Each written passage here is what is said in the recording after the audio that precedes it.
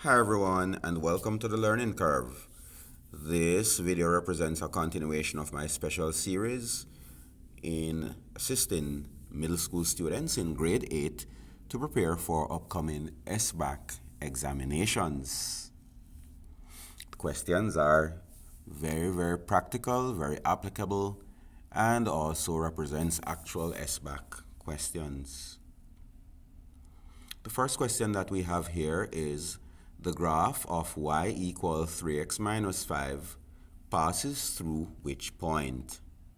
So this is y equal 3x minus 5, which we know is a linear equation in slope-intercept form, and that is because it takes the form y equal mx plus c, where m is the slope or rate of change, and b, in some instances c is used as well, but you might be more familiar with b, and b is our y-intercept. So m is our slope or rate of change and b is our y-intercept. So this equation takes slope-intercept form, and we need to find out which of these points it passes through. So we're going to have to test each of those. The first point here is 2, 1, where 2 represents our x value and 1 represents our y value. Remember, we always state the x value followed by the y value. So let's see. What we're going to do here is that we're going to replace x in the equation with 2, and we're going to replace y with 1, and we're going to see if the left-hand side of the equation works out to be the same result as the right-hand side. So we substitute 1 for y, and then on the right-hand side of the equation, I'm going to have 3 bracket 2, because we're going to replace x with 2, take away 5. So this will now would be equal to 1 equal 3 multiplied by 2, which is what the 3 bracket 2 here means, which is 6, take away 5. So 1 would be equal to 1. So this is actually true. Now let's continue.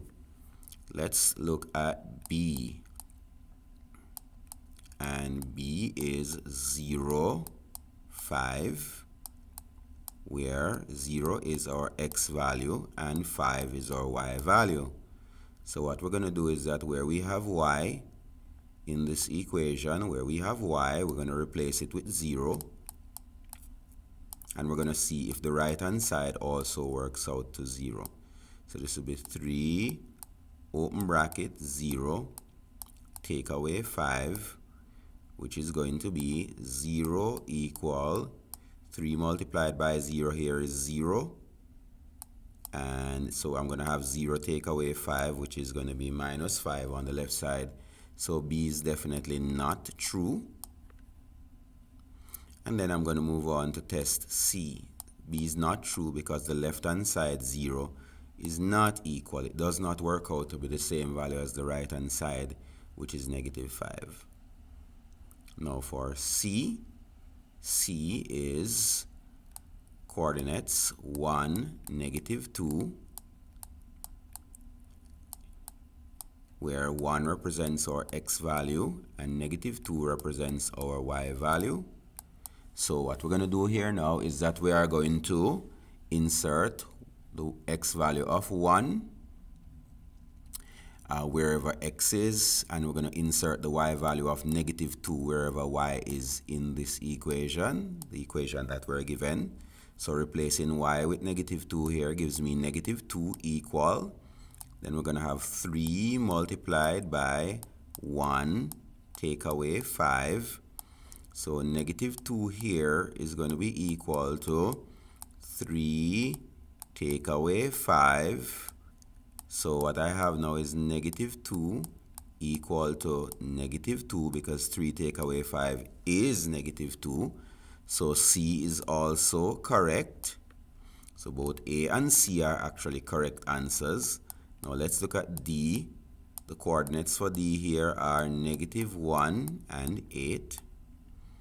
So what we're going to do here is that we're going to label negative 1 as x and 8 as y. When you're listing a coordinate pairing, it's always x and then y. So we're going to see if when we replace x with negative 1 and y with 8, the left-hand side of the equation produces the same value as the right-hand side. So again, we replace the y with 8. So 8 would be equal to 3 multiplied by negative 1, because I'm replacing x with negative 1, take away 5, because again we replace the x with negative 1. So 8 here would be equal to 3 multiplied by negative 1 is going to be negative 3, take away 5. Now negative 3 take away 5 is going to be negative 8. So the answer here is going to be 8 on the left hand side and negative 8 on the right hand side, which is not true. 8 is not equal to negative 8. So D cannot be the answer. So there are actually two possible answers in this question. We could have had C or A. Any of those answers would be fine, because you realize that when we substitute the given coordinates, the left-hand side works out to be the value on the right-hand side of the equation. So if we can establish that when we substitute a coordinate pair, an x and a y value, into that linear equation that we're given, if the left-hand side of the equation equates to the right-hand side, then it means that the graph passes through that point. In this question, there are 2 points that x actually passes through in the options given, which are options A and C. In number 12, we are told that John bought 3 shirts and 2 pairs of pants for a total of $110. The cost of a shirt is S dollars and a pair of pants costs P dollars. And this is represented by the equation 3S, where S represents the cost of a shirt, plus 2P, where P represents the cost of a pair of pants, equal to the total cost of $110. It says, if each shirt costs $20, what is the cost of a pair of pants? That's what we really need, the cost of a pair of pants. So we really need to calculate the value of P. So let us go ahead and substitute the value of S that we're given. We are told that the cost of a pair of shirts, a shirt is for $20. So I'm going to replace S with 20. Here, replace that S with 20 plus. Now I'm going to write back 2P there. And this is going to be equal to 110. So what we want to find is the value of P. So we're going to multiply, we're going to remove the bracket here by multiplying 3 by the term inside the bracket. 3 multiplied by 20 is going to give us 60. So this is going to be 60 plus 2P equal to 110. So 60 plus 2P equals 110. And what we are trying to solve for here is the value of P. So 2P is going to be equal to 110 by inverse operation. By inverse operation, this 60 that is on the left side of the equation will be a negative 60 on the right side of the equation, on the other side of the equation. So the 60 here that is on the left is a positive 60. And so because of that, by inverse operation, we will be subtracting 60 from both sides of the equation. So it will show up as a negative 60 on the other side of the equation. So that I end up here with 2P equal 110 minus 60. And 110 minus 60 is going to be 50. So what I have now is 2P equal to 50. We're going to continue the problem here. Since 2P is equal to 50, we're really being asked what number can be multiplied by 2 to give 50.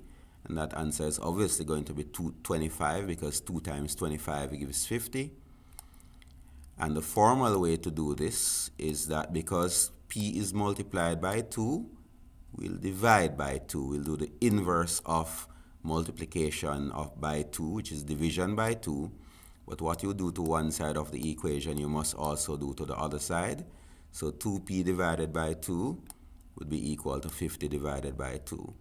The whole point of doing this was to get rid of the 2 that is multiplied by p. 2 divides into itself once, so I'm only left with p on the left side of the equation. So p is equal to 50 divided by 2, which is 25. So the answer here is C, 25.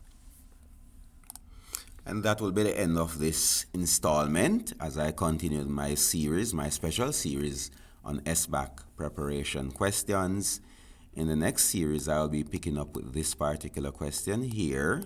So you could try and attempt it. It says, consider the equation 4 bracket x plus 2 equals 4x plus k. And we want to know what values of k would make this equation have no solutions. All right? So when I pick up in the next series, this is exactly where I'm going to start. Thank you for tuning in, and I hope you find these lectures to be extremely helpful as you fine-tune your skills in preparation for the upcoming SBAC examinations. Thank you. See you soon. Remember to like, share, and subscribe.